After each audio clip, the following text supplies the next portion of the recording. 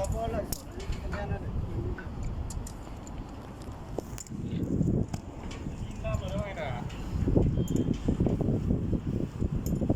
อยเชือกปล่อยเชือก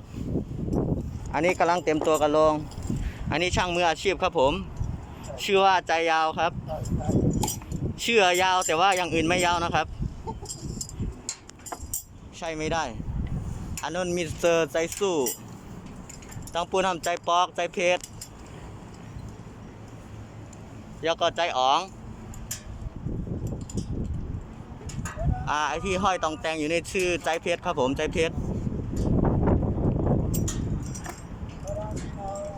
อันนี้กำลังลงครับกำลังลงดูไว้ดูไว้ดูไว้ครับพี่น้องนี่พื้นข้างล่างนู้นนะครับผมเห็นพื้นข้างล่างไหมครับพื้นต่างๆบนทางเนี่ยเดี๋ยวบนไหนฮะนะอันนี้เด็กใหม่กำลังลงครับฝึกใจสั่นตุ๊บตับตุ๊บติ๊บอยู่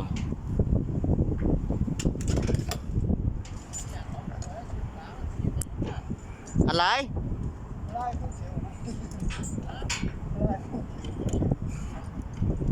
เมื่ออย่าว่าวิ่งก่อนมั้งช่างสีก็มีคนไล่โคสเกียวเนาะว้ายแล้วเขามึงตายอันนี้แต่คำนาตีกันก็ไม่ไล่แน่ฮะมีนาตีฮะต่อจังว่าวันนั้นได้ไปต้องตายเขาตาสีก็มีแทงสีแทงหัวหน้าตานาตีกันแทงหัวหน้าตาสีนั่นก็ลูกพี่ส่งของให้ลูกพี่ปัดจานครับผมปัดของปัดจานนะปดของปัดจานอันนี้ปดของไหนปัดจานอันไหนอันนี้ปัดจานนะปัดจานปดของรู้มีทั้งหลายปัดของไม่ต้องคุณเลยลูกแกะวันนั้นแต่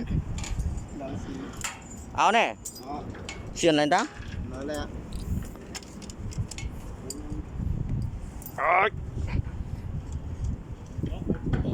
ไปเนาะไปเนาะ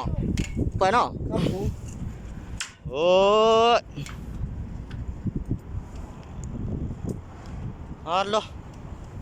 พร้อมยังพร้อมแน่ยาวเอาแน่ของเราไม่ถอยใจลงปึ๊บป้าเดียวห้ามอะไรอันเขาเนี่ยปล่อยเนาะปล่อยเอาเนี่ย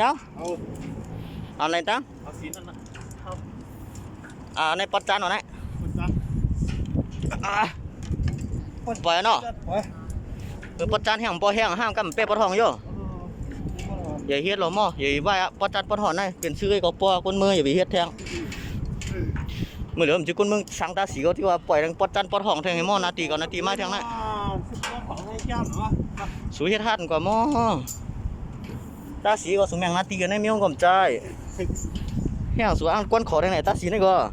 อันก้นขอนะปล่อยเนาะเริ่มจังว่าพี่น้องตาสีเขาเมื่อเดี๋ยวได้ช่างตาสีก็เดี๋ยวปั่นปอดไหลปอดนั่นแทงเอาได้เดี๋ยวหือได้ถ่ายรูปกันเลยเขาดีเก็บเลยกันนั่นดิอันนั้นปอดไหลนั่นห้ามปอดออกครับปอดรังปูนห้ามนั่นปอดตุกเนาะหยาบใจพี่น้องตายหยาบใจพี่น้องตายอันนู้นทำแทงปอดห่อนั่นห้ามตึกเดียวนั่นปอดหน่อนั่นอันห้อยตรงแดงนะปอดจานหน่อนั่นก็ได้ก็ต้องไปเอาเลย